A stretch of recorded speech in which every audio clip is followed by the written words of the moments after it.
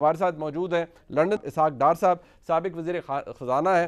और इसहाक डार साहब knows how to fix the economy. बहुत से लोग इनकी तरीक़ा कार पर तनकीद भी करते रहे, बट एक फ़ैक्ट ये है कि इसहाक डार साहब ने बहुत बुरे मुआशी हालात को भी पाकिस्तान के अंदर रिकवरी आई। ऑल्दो उनके मुखालफिन आज भी कहते हैं कि वो बड़ा गलत तरीका था जिस तरह से डॉलर को कंट्रोल किया गया, but that's a separate debate. आज लोगों के जहनों में कुछ सवालात हैं, मैं इसहाक डार साहब से करना चाहूँगा। डार साहब बहुत शुक्रिया, आपने अपना वक्त दिया। सबसे पहले इसहाक डार साहब ये फरमाइएगा, you are part of the core team, आप मियां नवाज शरीफ साहब के साथ होते हैं इन एवरी मीटिंग।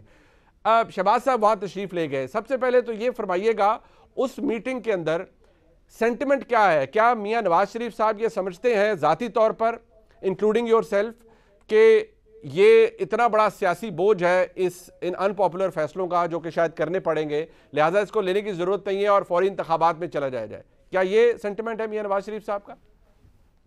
बिस्मिल्लाहिर्रहमानिर्रहीम, अहमदुल्लाह रसूलुल करीम। मुनीब साहब, बिल्कुल ऐसी बात नहीं, कोई इस मैदान में पहली दफ़ा नहीं उतरे और ना ही हमने पहली दफ़ा वफाकी हुकूमत को संभाला है।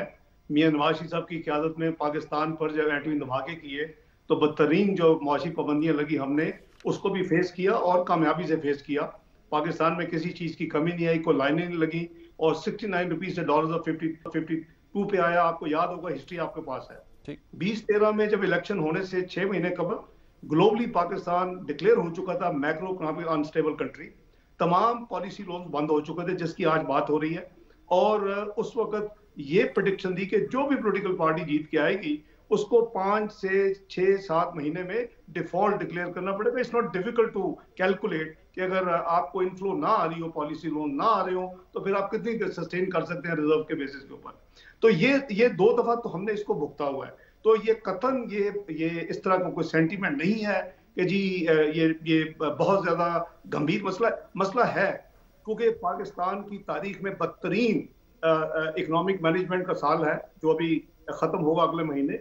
5,600 अरब रुपए का बजट खजाना होने जा रहा है वफाकी हुकूमत का। तो ये कभी तारीख में इतना बड़ा खजाना नहीं हुआ। आपकी कोई चीज, महंगाई आपकी अरूज पे डबल डिजिट पे है, 13% के करीब है। आपकी खाने पीने की एशिया जो है 4 साल से कम अरसे में दुगनी हो चुकी है मिनिमम। कई चीजें 3 गुना भी हुई है, 4 गुना भी हुई है।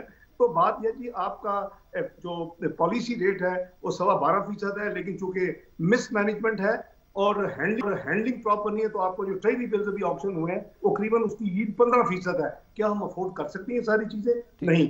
लेकिन सेड दैट, मियां नवाज शरीफ बड़े क्लियर हैं कि अगर इतनी बड़ी मुसीबतें हैं, इतनी बड़ी महंगाई का तूफान अवाम पे गिर चुका है, तो हम अवाम के ऊपर मजीद महंगाई का बोझ नहीं डाल सकते। और ये इसमें एक चीज बड़ी गौरतलब है कि जब जाने से पहले जब क्लियर था इमरान न्याजी साहब को कि मैं जा रहा हूँ, हमारी हुकूमत जा रही है, तो उन्होंने एक पोलिटिकल, जिसको लोग कहते हैं लैंड माइन बिछाई। उन्होंने ना सिर्फ कीमत बढ़ाई नहीं, बल्कि 10 रुपए डीजल की और 10 रुपए पेट्रोल फी लीटर कम कर दी। ठीक है ना उस वजह से, सिर्फ उस वजह से नहीं, क्योंकि कीमत भी बढ़ाने का था, तो उस वजह से पाकिस्तान को इन 3 महीनों में, जब से उन्होंने ये फैसला किया, करीबन 350 अरब के करीब एस्टिमेट है कि सब्सिडीज देनी पड़ेंगी। अच्छा, अगर आप फंडेड सब्सिडीज हो जिसके लिए आप फंड्स एलोकेट कर ले, तो आप आवाम को दे सकते हैं। कोविड में आपने देखा, ये मैं समझता हूँ ये कोविड से कम इस वक्त आवाम के लिए सिचुएशन नहीं है। ये पेंडेमिक 2 है इमरान न्याजी साहब का, इस कौम को जो उन्होंने दिया महंगाई का तूफान। तो इसलिए हमें 5,600 अरब के बजट खजारे को भी सामने रखना है, महंगाई के तूफान को भी सामने रखना है। इस सूरत हाल में मियां नवाज शरीफ बिल्कुल क्लियर हैं और मियां शहबाज शरीफ बिल्कुल उनको एंडोर्स करते हैं कि जी हमें इन हालात में और इस महंगाई के दौर में हम अवाम के ऊपर मजीद बोझ नहीं डाल सकते। डॉक्टर साहब, ये बात आपकी दुरुस्त है सर, बट एक गुजारिश ये है, आपने आइडेंटिफाई कर दिया प्रॉब्लम्स, आपने बताए, आपके जरिए बहुत से लोगों को पता है, आपके कॉलीग्स भी यही बात कर रहे हैं, बट फैक्ट ये है कि कोई भी हुकूमत अपने फैसलों से जानी जाती है। फैसले किए जाते हैं, अवाम की रिलीफ के लिए किए जाते हैं। अगर मियां नवाज शरीफ साहब का सेंटिमेंट ये और उनकी क्लैरिटी ये है, उन पर बोझ नहीं डालना, देन फिक्स किसने करना है सर, और फैसले कब लेने हैं? मैं अर्ज करता हूँ। एक तो ये है कि ये भी मैं अर्ज कर दूं आपके व्यूअर्स के लिए, आई एम श्योर आपको तो पता है कि इन्होंने ये डिक्लेयर किया, और पिछले हफ्ते भी इनके फॉर्मर फाइनेंस मिनिस्टर ने कहा कि जी ये हमारी सब्सिडीज फंडेड थी। अगर ये फंडेड सब्सिडीज थी तो फिर तो कोई मसला ही नहीं होना चाहिए। ये फंडेड सब्सिडीज नहीं है। और इमरान न्याजी साहब ने एक जगह पे ये कहा कि मैंने जो कंस्ट्रक्शन की एमनेस्टी स्कीम दी है, वो जो फंड्स आने थे एमनेस्टी स्कीम में, वो इसके लिए मैंने मुख्तस किए थे। नो, आपका रेवेन्यू आप टारगेट ही पूरा नहीं कर रहे। अगर आपका रेवेन्यू कलेक्शन नहीं है तो ये तो नहीं हो सकता कि जी फला आइटम मैंने इसलिए की थी।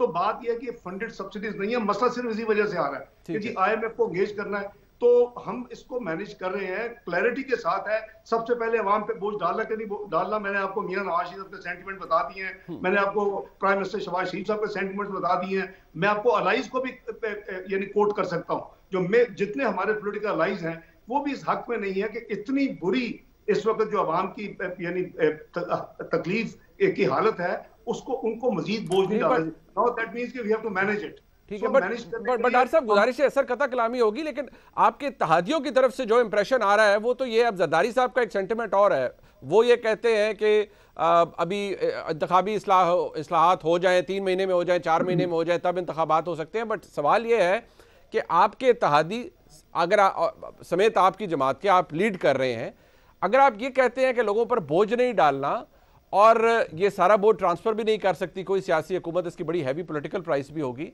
तो फिर मेरा सवाल यही है कि जो मुल्क में हर कोई कह रहा है कि ये फैसले शायद आपको फौरी तौर पर आके करने चाहिए थे, अब ये फैसले आपकी लायबिलिटी बनेंगे, और अगर आप नहीं करते, इनडिसीजन मेकिंग रहती है, कोई डिसीजन नहीं होता, तो आप मुझसे बेहतर जानते हैं कि इकोनॉमी किस स्पीड से ब्लीड कर रही है। अब इमरान खान को आपने निकाला तहरीक अदम एतमाद से इस बेसिस पे कि नाअहली थी, अगर ये कंटिन्यू करते तो मुल्क डूब जाना था, लेकिन मुल्क बदकिस्मती से खुदा न खास्ता खाकम बदन ज्यादा तेजी से नीचे जा रहा है, उसके लिए क्या करेंगे सर? नहीं, गुजारिश ये है कि हम दो चीजें मिक्स कर रहे हैं। आपने जो इलेक्टोरल रिफॉर्म्स की या मुख्तलिफ जुडिशियल रिफॉर्म्स की बात की, उसमें कोई दो राय नहीं है। वो तमाम पॉलिटिकल पार्टीज यही चाहती हैं कि ये जो रिफॉर्म्स हैं उसको हमें करना चाहिए, और उसके लिए हम कर रहे हैं, और इसमें तो कोई कंफ्यूजन नहीं है जी। Are you there? जी जी जी बिल्कुल जी सर। और मैं ये गुजारिश कर रहा हूं कि दूसरा जो सवाल है कि जी 3 महीने 4 महीने, देखें आप जो इलेक्शन की आपने इंट्रो में बात की मुनीब साहब, दो चीजें हैं, हमें दो चीजें अगर मद्देनजर रखें आसान हो जाएगा काम। इलेक्शन कमीशन ऑफ पाकिस्तान, इस जो रिसेंट जो सुप्रीम कोर्ट में प्रोसेस हुआ, जब ये एक रूलिंग आई और फिर कोर्ट गए, तो आपको याद होगा कि उनको बुलवाया सुप्रीम कोर्ट ने और कहा कि जी आप जल्दी से जल्दी इलेक्शन कब करवा सकते हैं। उन्होंने कहा जी अक्टूबर में। आपको याद होगा उनकी they are on record, election commission of Pakistan supreme court के रिकॉर्ड में जी हम अक्टूबर से पहले नहीं करवा सकते। उसकी एक सिंपल वजह है कि 4 महीने वो मांग रहे थे अपनी डिलिमिटेशन, जिसको हल्का बंदियां कहते हैं, और वो जरूरी है, आइन की रिक्वायरमेंट है। 2017 के इलेक्शन के लिए 2017 में एक आईनी तरमीम करके एग्जम्प्ट किया गया था कि डिलिमिटेशन के बगैर 2018 के इलेक्शन होंगे। अब हम आ जाते हैं कि जी व्हाट नेक्स्ट। तो 4 महीने उसके लिए और 3 महीने उन्होंने मांगे थे, जो एडमिनिस्ट्रेटिवली जो अगर आप मिड टर्म इलेक्शन करवा रहे हैं एंड टर्म से पहले 90 दिन तक उनको मिलते हैं। तो मेरा ख्याल है कि ये तो अर्लियर है इलेक्शन होने की मेरे नजदीक कैलकुलेशन। जो आपकी आउटर लिमिट है वो अगस्त 23 में टर्म खत्म होती है, तो उसके 60 दिन के अंदर है, क्योंकि टर्म होती है फिर 90 दिन या 60 दिन है। तो मेरा ख्याल है कि ये जो बहस है कि जी हम इस देखें, हमने जैसे आपने कहा कि ये प्रॉब्लम्स थे, इसीलिए हमने इनके खिलाफ अदम एतमाद किया और इन प्रॉब्लम्स को हमने, इस चैलेंज को कबूल किया। तो उसके लिए हम डील कर रहे हैं, उसके लिए हम निपट रहे हैं। शायद आप समझते हैं कि इसको जरा और जल्दी हो जाना चाहिए था, लेकिन आपको याद होगा कि पहले 2-2.5 हफ्ते, जो कि 11 पॉलिटिकल पार्टीज की कोलिशन है इंक्लूडिंग PMLN और PPP, तो उसमें 2-2.5 हफ्ते लग गए थे इस कोलिशन को बनने में, और फिर उसमें for the purpose of cabinet, और उसके बाद फिर काबीना को हल्फ लेने में। वो एक हमारा टाइम था, फिर ईद की छुट्टियां भी आ गई, लेकिन हम इसको बड़े प्रोएक्टिवली इंशाल्लाह हैंडल कर रहे हैं और इंशाल्लाह हैंडल करेंगे। मैं समझता हूं कि इसको मैनेज करना पड़ेगा। अगर आप पेंडेमिक को मैनेज कर सकते हैं, कोविड को, अगर आप मुआशी पाबंदियों को, एटमी दबाव को मैनेज कर सकते हैं, अगर आप अनस्टेबल मैक्रो इकोनॉमिक पाकिस्तान को मैनेज कर, तो हमें इसको भी मैनेज करना है। ये चैलेंज है, हमें ये नेशनल खिदमत करनी है कि एज ए कोलिशन गवर्नमेंट इंशाल्लाह। अब डॉक्टर साहब एक सवाल ये है, ये भी एक इम्प्रेशन है कि शहबाज शरीफ साहब जब यहाँ से तशरीफ ले गए अपनी कोर टीम के साथ, क्या शहबाज शरीफ साहब को being the prime minister of Pakistan किसी कंसर्न क्वार्टर से किसी मुक्तदर हल्के से ऐसा कोई मैसेज पास ऑन हुआ है या इंप्रेशन मिला है कि फौरी इंतखाबात करवा दिए जाएं, इकोनॉमिक मैस बहुत बड़ा है, ये मुल्क किसी भी पॉलिटिकल अनसर्टेनिटी का मुतहम्मिल नहीं हो सकता, और यही बात उन्होंने मियां नवाज शरीफ साहब के सामने सोलिसिट की हो कि उनको कोई ऐसा पैगाम मिला है? मेरा ख्याल है कि ये काफी स्पेकुलेशंस हैं इसमें मुनीब साहब, क्योंकि अगर हाइपोथेटिकली अगर इसको मान भी लिया जाए सेकंड के लिए जी मुल्क मुआशी बहरान से गुजर रहा है और फौरी इलेक्शन करवा दे, तो कौन आएंगे? रिश्ते आके उसको हैंडल करेंगे? यही पॉलिटिशियन होंगे ना, यही पॉलिटिकल पार्टीज होंगी, यही लेट होके आएंगे। एक पार्टी जो बाहर बैठी है उसने जो तबाही की है वो अनप्रेसिडेंटेड, में तफसील में नहीं जाना चाहता। 18,000 का कर्ज जो पिछले 10 साल में था उस 3.5 साल में ऐड कर गए हैं पाकिस्तान में, और जो मुआशी इंडिकेटर्स आपके सामने हैं, we are macro economic unstable economy as of now. तो बात ये है कि वो हल नहीं है, यानी ये इसके डरने की जरूरत नहीं है, इसको हेड ऑन लेने की जरूरत है। हेड ऑन ले रही है हमारी इस वक्त जो पॉलिटिकल पार्टीज की पोजीशन है, वो इसके काम कर रही है। इंशाल्लाह आपको नजर आएगा कि आने वाले दिनों में, हफ्तों में इंशाल्लाह इस पे डॉक्टर साहब, I am being a common Pakistani sir, मैं भी बहुत होपफुल हूं, मैं भी दुआ करता हूं अपने मुल्क के लिए कि मुल्क में पॉलिटिकल अनसर्टेनिटी भी खत्म हो, इकोनॉमिक सर्टेनिटी और स्टेबिलिटी आए। लेकिन लोग एक्सपेक्ट ये कर रहे हैं, और आपके इस इंटरव्यू के जरिए क्या पाकिस्तान में रहने वाला आम शहरी ये उम्मीद आपसे लगा सकता है इस कोलिशन गवर्नमेंट से, जिसके वज़ीर आज़म शहबाज शरीफ साहब हैं जो कि मुस्लिम लीग नून के सदर हैं, और मियां नवाज शरीफ साहब कायद हैं मुस्लिम लीग नून के, कि क्या डॉलर रुपी पैरिटी बेहतर होगी, डॉलर का कदर कम होगी आने वाले दिनों के अंदर? जैसे आप कंट्रोल कर लिया करते थे ऐसा ही कुछ होगा सर? मैं समझता हूं कि हमारा रुपया जो है वो इस वक्त अंडर वैल्यूड है। ये एक नफ्सियाती जो एक असर होता है, वो एक पैनिक है, और इसमें हमें प्रोएक्टिव हमारी ड्यूटी है, और इंशाल्लाह ड्यूटी परफॉर्म हो रही है और इंशाल्लाह होगी। मैं समझता हूं कि ये बहुत आर्टिफिशियल रेट है। ये मैं बल्कि आपके प्रोग्राम के लिए अपील करूंगा तमाम मुहिब्बे वतन पाकिस्तानियों से, और जो लोग इसमें डील करते हैं, एक्सचेंज कंपनीज, इंटर बैंक में जो प्लेयर्स हैं, कि वो इसको एक अपॉर्चुनिटी मत बनाए, मुल्क का सोचे, और इंशाल्लाह इसकी जो ट्रू वैल्यू है ये 160-70 से ज्यादा नहीं है इस वक्त, और ये इसको नीचे आना चाहिए। वंस इंडिकेटर्स आपके ठीक होंगे, डायरेक्शन ठीक होगी, ये फिर मैं ऐसी बात नहीं कर रहा जो माजी में हुआ नहीं। 69 से पहुंची पाबंदियों के बाद हम 52 पे आए, और 8 महीने 52 पे था। हम 111-14 पे गए जब लाहौर के अपना पिंडी के शेख रशीद ने कहा कि अगर 100 से नीचे आए तो मैं छोड़ दूंगा। वो 98 पे आया, और हमारे 4.5 साल से जरा कम अरसे में हमारा 104 रुपए 50 पैसे पे एवरेज रेट रहा, और वो रहना चाहिए। मैं समझता हूं कि ये जो एक पिछली हुकूमत ने करने दिया रुपए और डॉलर को, वो एक बहुत बड़ा यानी गलत काम हुआ, जिसकी वजह से महंगाई का तूफान उठा।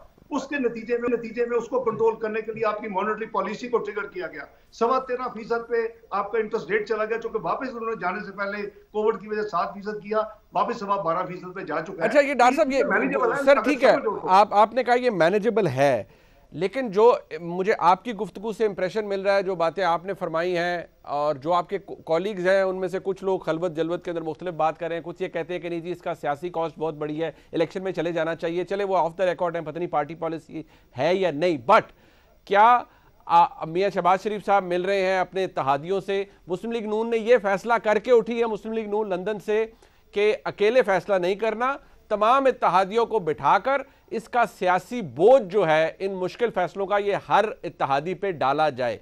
ये फैसला हुआ सर? मुनीर साहब, why don't you look from another angle? देखिए, आपके जो पॉलिटिकल अलाइज हैं वो मेजर पार्टीज हैं। मौलाना फजलुर रहमान साहब की पार्टी है, जरदारी साहब की पीपल्स पार्टी है, दूसरी पार्टीज हैं आपके जो। Why don't you look from another angle कि ये अच्छी बात नहीं कि जहां जितनी जो ब्लीडिंग हो चुकी है, जो इकोनॉमी को तबाही करके हमारे इमरान नियाजी साहब छोड़ गए हैं, वो जो मियां नवाज शरीफ ने जो सारी ब्रीफिंग दी, उन्होंने कहा जी बात ये है कि ये सारे का सारा आप मेहरबानी करके अपने अलाइज को दें, उनको भी पता होना चाहिए हर चीज का, उनको शेयर करें, और उसके बाद हम कलेक्टिव इसको इंशाल्लाह हैंडल करेंगे, इसको हम चैलेंज के तौर पर कबूल करें। तो बेसिकली ये है जी नटशेल। तो ये तो अच्छी बात है ना कि आप ये तो नहीं कर सकते कि जी आप चूंकि सिंगल लार्जेस्ट पार्टी हैं और आप बैठ के अकेले फैसला कर रहे हो, हमारा प्राइम मिनिस्टर है, तो ये तो मॉरली भी मुनीब साहब हमारा फर्ज है कि हम उनको हर चीज दिखाएं, हर चीज आई बताएं। सी सर, मैं आपके एंगल की रिस्पेक्ट करता हूं, but somehow being a journalist मैं इसको, जारी बात है, थोड़ा सा हम उसको क्रिटिकली एवेल्युएट करते हैं। कोई भी हुकूमत हो और उसकी डिसीजन मेकिंग हो, हम आपकी हुकूमत या गुज़िश्ता हुकूमत हो क्रिटिकली एवेल्युएट करते हैं। But again for a common Pakistani, Ishaq Dar साहब मैं आपसे पूछ रहा हूँ सर कि आपको लगता है कि जिस भी इकोनॉमिक मेस में है आप, फ्रॉम इंटरेस्ट पॉलिसी रेट से लेकर डॉलर रुपी पैरिटी है, आपका खसारा है, सब कुछ है, मुझे आम आदमी को क्या लगे कि ये हुकूमत कंट्रोल करने जा रही है, या at the end of the day ये होगा कि इलेक्शंस कॉल हो जाएंगे और निगरान हुकूमत ही आके तमाम अनपॉपुलर फैसले करेगी? नहीं जी, इंशाल्लाह इसको पूरी कोशिश, हम सबका फर्ज है बहैसियत पाकिस्तानी और इस मखलूत हुकूमत का भी, और मुस्लिम लीग नून उसमें बिलीव करती है कि जब हमने माजी में मुश्किल तरीन फेजेस को हैंडल किया है 1998-99 में और फिर 2013-2014 में, उसी तरह हमें इसको हेड ऑन लेना पड़ेगा। और ये देखें, किसी ने तो लेना है ना, तो ये तो नहीं है कि केयर टेकर कोई इंपोर्टेड होंगे तो वो आके करके फिर चले जाएंगे। होते तो नॉर्मली केयर टेकर इंपोर्टेड रहे हैं, लेकिन होने नहीं चाहिए। हमें पाकिस्तान है, हमारा मुल्क है, ये इस कौम का फ्यूचर है, जनरेशन का, तो हमें ये हेड ऑन लेना है, तबाही करके चलेंगे। खान साहब उसको ठीक करना हम सबका फर्ज है, उसके लिए हम इंशाल्लाह will do our best. Allah के फजल से आपको डिसअपॉइंट नहीं करेंगे जी। I am taking this opportunity time and again Ishaq Dar साहब, बट अगेन वो मेरी जो अंदर का फास्टिडियस है एज अ जर्नलिस्ट वो सेटिस्फाइड नहीं हो रहा। ये जो इलेक्शन के हवाले से सर, एक अगेन स्पेकुलेशन है, since I have got the opportunity I have you with me in the programme, Muslim League Noon के कायद मियां नवाज शरीफ साहब की सोच क्या है? इलेक्शन 2023 में होने चाहिए, रिमेनिंग टाइम पूरा होना चाहिए, या नहीं जब कुछ चीजें फिक्स हो जाएं तो किसी भी वक्त हो जाए? नहीं, बेसिकली फ्रैंकली मियां साहब बहुत क्लियर हैं जी कि ये फैसला जो है, ये हमारी जो कोलिशन बनी है, जिसने मिलके, हम तो अकेले नहीं निकाल सकते थे, इमरान नियाज़ी साहब की हुकूमत को नहीं गिरा सकते थे, तो ये सबका कॉमन जिम्मेदारी भी और प्रोगेटिव भी है कि वो इकट्ठा फैसला करें और जब वो मुनासिब समझे। लेकिन ये नहीं है कि इससे खौफ करके, ये इससे डर के कि इतने बड़े इस वक्त मॉन्स्टर खड़े हैं सामने इकोनॉमिक, इसको घबरा के कहें जी हम छोड़ते हैं और केयर टेकर आके इसको संभाल लें और फिर हम कहें नो नो, ये नहीं है मियां नवाज शरीफ साहब का। उन्होंने हमेशा बड़े बड़े दिलेराना फैसले किए हैं, उनकी सोच अभी भी यही है। और मियां शहबाज शरीफ साहब as prime minister is fully glued to this ideology. तो मैं समझता हूँ कि इंशाल्लाह आने वाला वक्त जो है वो पाकिस्तान के लिए इंशाल्लाह हर दिन बेहतर साबित होगा। बहुत शुक्रिया जनाब इसहाक डार हमारे साथ मौजूद थे।